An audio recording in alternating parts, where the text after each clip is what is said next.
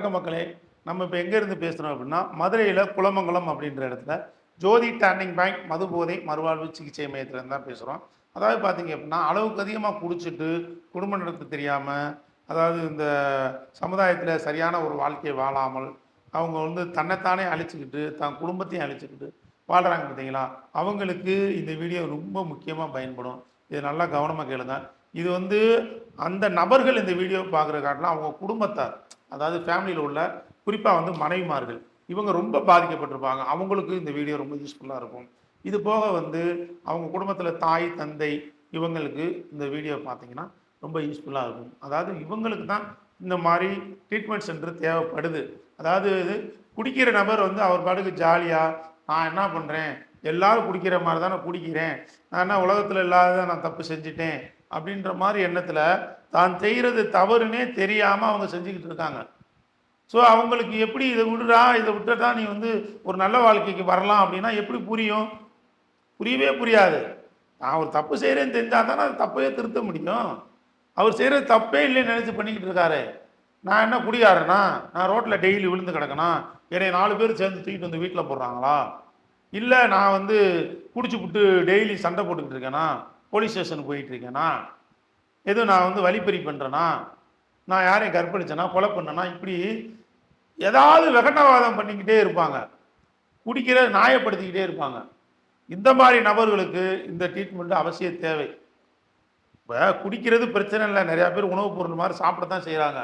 பெரிய பெரிய அதிகாரிகளோ பெரிய பெரிய ஆட்கள், படித்தவங்களோ பணக்காரங்களோ வசதி படுத்தவங்க எல்லாருமே இது வந்து எல்லாரையும் சொல்ல முடியாது, அதில் நிறைய பேர் இது பண்ண தான் செய்கிறாங்க.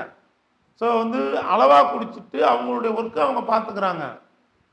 இப்போ சாயங்காலம் குடிக்கிறாங்க அப்படின்னா அவங்க ஒரு அளவாக லிமிட்டாக சாப்பிட்டுட்டு யாருக்கும் டிஸ்டர்ப் இல்லாமல், அவங்க ஃபேமிலிலையும் யாருக்கும் டிஸ்டர்ப் இல்லாமல் அவங்க பாட்டுக்கு சாப்பாடு சாப்பிட்டு தூங்கிட்டு காலையில் எழுந்திரிச்சு ரொட்டீனாக பார்க்கக்கூடிய ஒர்க்கை பார்க்குறாங்க.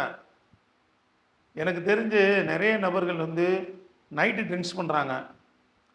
இப்போ சத்தம்லாம் அவங்க தான் படுக்கிறாங்க. ட்ரிங்க்ஸ் பண்ணாலும் ட்ரிங்க்ஸ் இல்லாமல் இருந்தாலும் அவங்க பேச்சு எதுவுமே மாறுறதில்ல, ஒரே மாதிரி.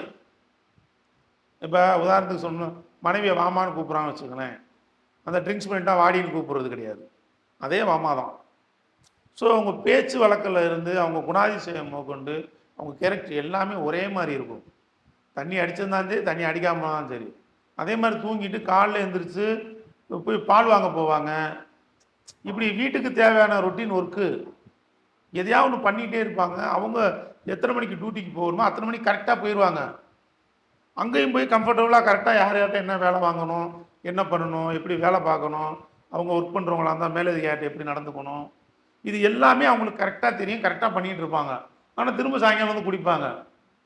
ஸோ ரெகுலராக ட்ரிங்க்ஸ் பண்ணுறவங்க கூட அவங்க அளவு அவங்க எல்லையை மீறுறதே கிடையாது, லிமிட்டு தான், அந்த லிமிட்டை தாண்டதில்லை. அதுபோக அதே மாதிரி இருக்காங்க. அதுபோக தேவைன்னா சாப்பிட்றது, தேவைன்னா விட்டுட்டு போயிடுறது, அந்த மாதிரி ஆள் இருக்காங்க. ஏதோ ஒரு பார்ட்டி ஃபங்க்ஷன்னா மட்டும் சாப்பிட்டுட்டு அப்படியே விட்டுட்டு போயிடுறாங்க. ஸோ அந்த மாதிரி கேரக்டரும் இருக்காங்க. இந்த தீபாவளிக்கு குடித்தா அடுத்த தீபாவளிக்கு தான் குடிப்பாங்க, அந்த மாதிரி கேரக்டர் இருக்காங்க. இந்த கிறிஸ்துமஸுக்கு குடித்தா அடுத்த கிறிஸ்துமஸுக்கு தான் குடிப்பாங்க. அந்த ஒரு நல்ல நாள் அதுக்காக என்ஜாய் பண்ணிட்டு விட்டுறாங்க. இந்த வருஷ பிறப்பு நியூ இயரா, அடுத்த வருஷ பிறப்புக்கு அடுத்து குடிக்கிறாங்க. இந்த வருஷம் ரம்ஜானா, அடுத்த வருஷம் ரம்ஜான். இந்த மாதிரி வந்து ஒரு அவங்களுக்குள்ள ஒரு கண்ட்ரோல் இருக்குது, அவங்க சிஸ்டம் கரெக்டாக இருக்குது, அவங்க ஒர்க்கு கரெக்டாக பண்ணுறாங்க, வேலை வெட்டியில் கரெக்டாக பார்க்குறாங்க, குடும்பத்துக்கு தேவையானதை செய்கிறாங்க. பொம்பளை பிள்ளையை வச்சுருந்தா அவங்களுக்கு என்ன செய்யணுன்றதை அதை பூரா சேமித்து வைக்கிறாங்க. அவங்களுக்கு படிப்புக்கு தேவையான விஷயங்கள் எல்லாமே பண்ணி கொடுக்குறாங்க. பசங்களை வந்தால் அவங்க பசங்களை எப்படி நல்வழிப்படுத்தி கொண்டு போகணும், எப்படி வளர்க்கணும், இதெல்லாம் அவங்க பங்களிப்பை கொடுக்குறாங்க. கணவன் மனைவி வேலை பார்க்குறாங்க, கணவன் ட்ரிங்க்ஸ் பண்ணுறாரு, ஸோ அவங்களுக்கு தொந்தரவே இல்லாமல் பண்ணிக்கிட்டு இருக்காரு. அந்த மாதிரி ஆட்கள் இருக்காங்க.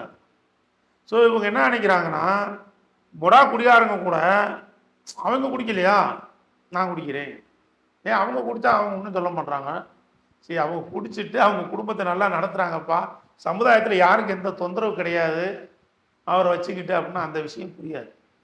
ஸோ வந்து இந்த மாதிரி நார்மலாக குடிச்சிட்டு ரொட்டீன் ஒர்க்கு பார்க்குறவங்களுக்குலாம் இந்த இடத்துல வந்து சிகிச்சை பண்ணணும் அப்படின்ற அவசியமே இல்லை, என்னை பொறுத்தவரைக்கும் நான் சொல்லக்கூடிய விஷயம். ஸோ வந்து குடிச்சிட்டு குடும்ப நடத்த தெரியாமல் குடிச்சிட்டு கேரக்டர் மாதிரி அவங்க குடும்பத்தையே அழித்து தன்னைத்தானே அழிச்சுக்கிட்டு இருக்கிறவங்களுக்கு தான் இந்த வீடியோ. இந்த ட்ரீட்மெண்ட்டே தேவை. இப்போ ஆசையாக பல கனவுகளோட ஒரு மனைவி கல்யாணம் முடிச்சு வந்திருப்பாங்க. அவங்களுக்கு பல எதிர்பார்ப்பு இருக்கும். கணவன் குடிகாரனாக இருந்தால் அவங்க எல்லாமே டோட்டலாக அவங்க எதிர்பார்த்த கனவுகள் எல்லாமே மண்ணோட மண்ணாக போயிடும். ஒரு குழந்தை 2 குழந்தை ஆகிடும். இவங்களை விட்டு போக முடியாது, வாழ்ந்து தான் ஆகணும். சமுதாயத்தில் ஒரு மாதிரி பேச ஆரம்பிச்சிருவாங்க, வாழா வெட்டியாக இருக்காங்கன்னு சொல்லி. இது மாதிரி அவங்களுக்கு பெண்களுக்கு ரொம்ப மனச்சங்கடங்கள் அதிகம். வாய் விட்டு பேச முடியாது, கேட்க முடியாது. இந்த குடிகார நபர்கிட்ட எது எடுத்தாலும் எரிஞ்சு விழுவார், ரொம்ப கோபப்படுவார். இது மாதிரி அவங்களுடைய நடவடிக்கை பூராமே ரொம்ப டோட்டலாக வித்தியாசமாக இருக்கும். எப்படா இவங்க குடும்பத்துன்ற மாதிரி இருப்பாங்க. அடுப்பில் வச்ச கொல்லிக்கட்டை எரிஞ்சு தான் ஆகணுன்ற மாதிரி கல்யாணத்தை முடிச்சாச்சு, நம்ம இந்த குடியார மனுஷன் தெரியாமல் முடிச்சிட்டோம் சரின்னு காலத்தை ஓட்டுறவங்க எவ்வளோ பேர் இருக்காங்க. ஸோ அவங்களாம் மனபலம் படைச்சவங்க தான், இல்லைன்னு நான் சொல்லலை. ஏன்னா ஒரு குடியார வாழக்கூடிய ஒரு மனைவிமார்கள் இந்த இந்தியா பாகிஸ்தான் இந்த மாதிரி பார்டரில் எல்லை கோட்டில் இருக்கக்கூடிய இராணுவ வீரர்கள் இருக்காங்க பார்த்தீங்களா, எப்போ என்ன நடக்குன்னு தெரியாது, அலாட்டாக இருக்கணும். அந்த மாதிரி மனோபலம் படைச்சிருந்தா தான் இந்த முழு குடியாரனோட ஒரு பெண் குடும்பம் நடத்த முடியும், அந்த மனைவி. இல்லைன்னா அவங்க வேற முடிவுக்கு போயிடுவாங்க, தன்னை விட்டு பிரிஞ்சு டைவர்ஸ் போயிடுவாங்க, இல்லைன்னா வேற மாதிரி முடிவு எடுத்து பரலோகம் போயிடுவாங்க. ஸோ இந்த மாதிரியான ஒரு கேட்டகரியில் உள்ள ஒரு மனிதன் கூட எப்படி வாழ முடியும்? ரொம்ப கஷ்டம். அதனால தான் பெண்கள் இந்த வீடியோ குறிப்பாக பார்த்து இதுக்கு உண்டான ஒரு முயற்சி எடுங்க. அப்புறம் நம்ம ஒதுக்க வேண்டாம், நடந்துருச்சு முடிஞ்சிருச்சு. ஸோ இதுக்குண்டான வாய்ப்புகள் இருக்குது. ஒரு காலத்தில் தெரியாமல் இருந்தது, இன்றைக்கி திருந்துவான் நாளைக்கு திருந்துவான், பெரியவங்க ஊர் பெரியவங்களை கூப்பிட்டு சொல்லுவோம், வீட்டில் ஒரு முக்கியமானவங்களை கூப்பிட்டு சொல்லுவோம், அப்படி இப்படின்னு சொல்லி நிறைய வாய்ப்புகள் இருந்தது. அவங்க அந்த இதுகளை பூரா பயன்படுத்தி பார்த்து விட்டுட்டாங்க. அவன் கடைசி வரைக்கும் குடிச்சு குடியா அப்படின்னா அப்படி போயிடும், குடும்பம் நாசமாக போயிடும். இன்றைக்கி வாய்ப்புகள் நிறைய இருக்குது. இன்றைக்கி சோசியல் மீடியா தட்டினீங்கனால உங்களுக்கு நிறைய இதுக்குண்டான தகவல்கள் வந்துடுது. இன்ஸ்டாகிராமு, ஃபேஸ்புக்கு, யூடியூப்பு, ஷார்ட்ஸு எல்லாத்துலேயும் இதுக்கு உண்டான விழிப்புணர்வு கொடுக்க ஆரம்பிச்சிடுறாங்க. இப்போ இதெல்லாம் பயன்படுத்தி நம்ம என்ன பண்ணணும் அப்படின்னா, நம்ம இந்த மாதிரி மையங்கள், மறுபோதை மறுவாழ்வு மையங்கள் நம்ம சேர்த்து அவங்கள ரெக்கவரி கொண்டு வரலாம். ஸோ இந்த மாதிரி கேரக்டரில் குடும்பத்தை தெரியாமல் இருக்கிறவங்க பிடிச்சிவிட்டு அவங்களுக்கு தான் இந்த இடம் ரொம்ப முக்கியமாக தேவைப்படுது. இங்கே என்ன மாதிரி சிகிச்சை கொடுக்குறோம் அப்படின்னா, அவங்கள ரத்தத்தெல்லாம் டெஸ்ட் பண்ணி அவங்களுக்கு என்ன மாதிரி மெடிசன் சேரும்னு பார்த்து அந்த ஆல்கஹாலிருந்து வெளியே கொண்டு வரக்குண்டான மெடிசன்ஸ் எல்லாமே கொடுத்து பணப்பதட்டம், கை நடக்கும், இதை எல்லாத்தையும் குறைச்சி விட்டு உடல் ரீதியாக அவங்கள ரொம்ப சுத்தப்படுத்தி விட்டு, இது போக அவங்களுக்கு தொடர்ந்து கவுன்சிலிங். இந்த குடி நமக்கு தேவையா, நம்ம குடிச்சிட்டு நம்ம எப்படி வாழ்கிறோம், பக்கத்தில் உள்ளவங்க எப்படி வாழ்கிறாங்க, பக்கத்தில் உள்ளவங்க நம்மளை எப்படி நினைக்கிறாங்க, எப்படி மதிக்கிறாங்க, நான் ஏன் இப்படி இருக்கேன், மற்றவங்க ஏன் இப்படி இருக்காங்க. ஸோ ஊருக்குள்ளே மற்றவங்க எப்படி நல்ல முறையில் நடந்துக்கிறாங்க, நான் எப்படி நடந்துக்கிறேன், ஒரு நல்லது கெட்டதுன்னா அவங்க குடும்பத்தோட போகிறாங்க வர்றாங்க எப்படி இருக்காங்க, ஒரு கல்யாண ஃபங்க்ஷனுக்கு போனால் எப்படி போகணும் வரணும். ஸோ மற்றவங்களுக்கு அழைப்பு கொடுக்குறாங்க, நமக்கு அழைப்பு கொடுக்கும்போது தக்கு தடுமாறி யோசித்து தான் கொடுக்குறாங்க. இதெல்லாம் அவர் உணர ஆரம்பிப்பார். பொதுவாகவே அதுதானே, ஒரு குடியாரன் இருக்கேன் அப்படின்னா அவங்க குடும்பத்தில் பத்திரிக்கை வந்துடுவானு நினச்சி தான் கொடுக்குறாங்க. அந்த மாதிரி நிறைய நடக்குது. வரக்கூடாதுன்னு நினச்சி பேரளவில் கொடுத்துட்டு போகிறவங்க இருக்காங்க. ஸோ அதெல்லாம் டோட்டலாக சேஞ்சஸ் ஆகணும் அப்படின்றத அவர் உணர்வார். முன்னால் விட்டு பின்னால் என்ன பேசுகிறாங்க, நம்மளை உறவுக்காரங்க இந்த சமுதாயத்தில் நம்மளை எப்படி நடத்துகிறாங்க, எப்படி மதிக்கிறாங்க, ஏன் நமக்கும் ஆண்டவன் கைகால் சோத்தை நல்லா தான் கொடுத்துருக்கான், ஏன் நம்மளால் உழைக்க முடியாது, நம்மகிட்ட திறமை இல்லையா, நல்லா தெரிஞ்சுக்குங்க. ஒரு முழு குடியாரன் யாரோடா நீங்கள் எடுத்துக்கங்க, அவனுக்கு ஒரு தனித்திறமை இருக்கும். ஸோ 2 பேர் வேலை பார்க்குறத ஒரு ஆள் பார்ப்பான், அவ்வளோ எக்ஸலண்ட் டேலண்டானவனாக தான் இருப்பான், அதில் மாற்றுக்கிறதுக்கு இடம்ல நல்லா பரிசோதிச்சு பாருங்கள். ஸோ இந்த குடின்றதை அவனை ஆக்கிரமித்து ஒரு வேலையும் செய்ய விடாமல் அவன் குடும்பத்தில் ஒரு குழப்பத்தை ஏற்படுத்தி அவனுக்கு மன ரீதியாக பிரச்சனையை ஏற்படுத்தி சுற்றி உள்ளவங்களுக்கும் அந்த பெரிய பிரச்சனையை ஏற்படுத்தி எவ்வளோ பேருக்கு பாதிப்பு தெரியுங்களா?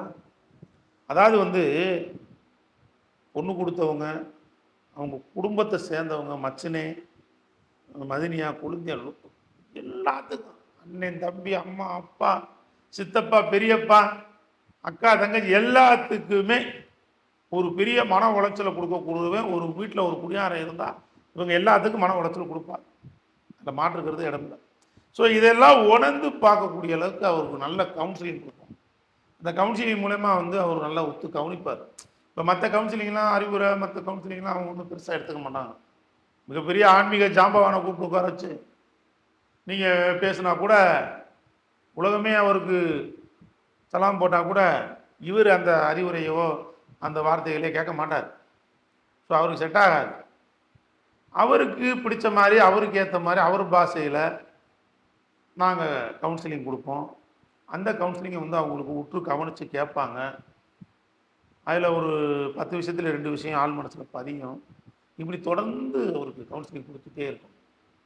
ஒரு மணி நேரம் உதாரணத்துக்கு கவுன்சிலிங் கொடுக்கணும்னா 1 மணி நேரம் அவரை கண் அசைவு மாறாமல் அவர் கவனித்து கேட்பார். அந்த அளவுக்கு அவங்களுக்கு பிடிச்ச மாதிரியும் அவங்க பாஷையில் இருக்கும் இந்த கவுன்சிலிங். ரொம்ப அது வித்தியாசமான ஒரு கவுன்சிலிங்கு. அது வந்து அவங்களுக்கு தான் செட் ஆகும். அவங்க வந்து இதை நல்லா கேட்சப் பண்ணிக்குவாங்க. திரும்ப இந்த குடியிலேருந்து ஒரு நல்ல வாழ்க்கை வாழணும், சைபர்லேருந்து நம்ம வாழ்க்கையை ஆரம்பிப்போம், ஜெயிச்சிடலாம் அப்படின்ற ஒரு மன தைரியம், மனப்பக்குவம் எல்லாமே அவங்களுக்கு கிடைச்சிடும். குறைஞ்சபட்சம் ஒரு 3 மாதம் ட்ரீட்மெண்ட்டு, ஒரு சிலருக்கு 4 மாதம் கூட ஆகலாம். இந்த மாதிரியான ஒரு கேட்டகரியில் ஒருத்தவங்களுக்கு வேகமாகவும், ஒரு சிலருக்கு மெதுவாகவும் வேலை செய்யும். ஆனால் கண்டிப்பாக வேலை செய்யும். ஸோ அவங்களையெல்லாம் மாற்றி குடியிலிருந்து மட்டும் மீட்காமல் அவங்களுடைய குணக்கோளாறுகளை மாற்றி இந்த சமுதாயத்தில் எப்படி நம்ம நடந்துக்கணுன்ற விஷயத்தை கற்றுக் கொடுத்து, அவங்களாம் இந்த குடி எனக்கு தேவையாச்சா அப்படின்னு தூக்கி போடுற அளவுக்கு அவங்களுடைய மனமாற்றத்தை கொடுத்து, நடை, உடை, பாவனை, பேச்சு எல்லாத்துலேயுமே ஒரு சேஞ்சஸ், கோபம், எரிச்சல், சுயபச்சாதாபம் இது எல்லாத்தையும் அடிச்சுன்னு வரைக்கும் ஒரு சூப்பராக ஒரு நல்ல மனிதனாக அவங்களுக்கு கொடுக்கக்கூடிய இடம் தான் ஜோதி டர்னிங் பாயிண்ட் மதுபோதை மறுவாழ்வு சிகிச்சை மையம். இந்த சிகிச்சை மையத்துக்கு வாங்க, கால் பண்ணுங்க. உங்களுக்கு தேவையான அனைத்து விஷயங்களையும் நம்ம அந்த குடியாரர்களை திருத்தருக்கு உண்டான அனைத்து விஷயம் அர்ப்பணிப்போடு நாங்கள் செஞ்சு கொடுக்குறதுக்கு தயாராக இருக்கோம். இந்த இடம் மதுரையில் குளம்பங்குளத்தில் தான் லொக்கேட் ஆகிருக்கு. நீங்கள் ஆல் ஓவர் தமிழ்நாடு எங்கே இருந்து வந்தாலும் நீங்கள் வந்து தாராளமாக எங்களை அணுகி பேசலாம். இதுக்கு உண்டான சார்ஜஸ் என்னன்ட்டு நீங்கள் கேட்டு தெரிஞ்சுக்கோங்க. தெரிஞ்சுட்டு அதுக்கு உண்டான ப்ராசஸ் நம்ம பண்ணிடுவோம். குடிக்கிற நபருடைய சம்மதம் தேவையில்லை, அவங்க குடும்பத்தாருடைய சம்மதம் இருந்தால் போதும். ஆல் ஓவர் தமிழ்நாடு எங்கே இருந்தாலும் சரி, நீங்கள் லண்டனில் இருந்தாலும் சரி, துபாயில் இருந்தாலும் சரி, சிங்கப்பூர், மலேசியாவில் இருந்தாலும் சரி, எங்களுக்கு அவங்க உரிமைப்பட்டவங்க வீட்டில் இருக்கணும். ஒரு ஃபோன் பண்ணால் போதும், எங்களுக்கு ஜிபேயில் பணத்தை போட்டு விட்டீங்கன்னா அப்போ நாங்கள் வந்து கார் வச்சு நாங்கள் கூட்டிகிட்டு வந்து நாங்கள் வச்சு சிகிச்சை கொடுத்து நல்ல மனுஷனாக அனுப்பி விடுறதுக்கு தயாராக இருக்கோம். நீங்கள் வந்து பார்க்கணும், கூட இருக்கணும், தங்கணுன்ற அவசியம் இல்லை.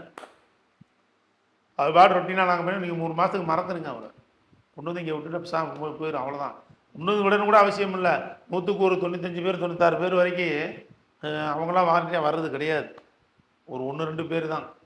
அதனால் வந்து அவங்க நாங்கள் தான் போய் அழைச்சிட்டு வர மாதிரி தான் இருக்கும் சுச்சுவேஷனு. அவர்கிட்ட சொன்னான் இந்த ட்ரீட்மெண்ட்டுக்கு ஒத்துக்க மாட்டார், சரிம்பார், அதுக்கப்புறம் மாட்டேன்பார்.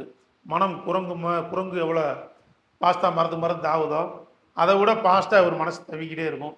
இந்த பொருளை ஒரு பொருளை வாங்கி இந்த கையில் கொடுக்குறக்குள்ள இவர் மனசு 7 சிந்தனை 10 சிந்தனை பண்ணும். அந்த மாதிரி ஒரு கேரக்டர் குடியாரங்க, இந்த கேரக்டர் பெருசு. அதனால் அவங்களுக்கு அதெல்லாம் ஒத்து வராது. நீங்கள் குடும்பத்தார் உங்கள் சம்மதம் இருந்தாலே போதும். அவங்க நல்லபடியாக குணமூர்த்தி ஒரு நல்ல மனிதனாக, ஒரு நல்ல உங்கள் வீட்டு பிள்ளைய பழைய மாதிரி அவர் குடிக்கிறதுக்கு முன்னால் எப்படி இருந்தால் மனுஷனோ அந்த மனுஷனை வந்து குடிக்கலாத ஒரு மனிதனாக அவங்களுக்கு மாற்றி கொடுத்து பண்ணுறதுக்கு நாங்கள் அர்ப்பணிப்போடு செய்ய தயாராக இருக்கோம். தொடர்ந்து ஆதரவு கொடுங்க மக்களே. இந்த வீடியோ யாருக்காச்சும் எங்கேயாவது ஒரு குடியார நபர் இருந்தால் அவங்க ஃபேமிலி உள்ளவங்களுக்கு ஷேர் பண்ணுங்கள். இது மெயினாக வந்து அவங்க ஃபேமிலி மெம்பர்ஸ் தான் பார்க்கணும். மனைவிமார்கள், அவங்க கூட பிறந்தவங்க, அம்மா அப்பா இவங்க தான் பார்த்தா தான் அவங்களுக்கு நல்லது. ஏன்னா குடிக்கிற நபரை காட்டிலும் குடிக்கிறதுனால அவங்க குடும்பத்தில் இருக்கிறவங்களாம் தொந்தரவு ஜாஸ்தி. பெத்த தாய் தான் பிள்ளையை வந்து எப்படா சாமியாக தூக்கி போட்டு பெற்றா 3 நாளைக்கு அழுதுட்டு விட்டுருவோம்டா தலைமொழிட்டு நினைக்கிற அளவுக்கு இந்த குடியார தொந்தரவு கொடுக்குறேன்.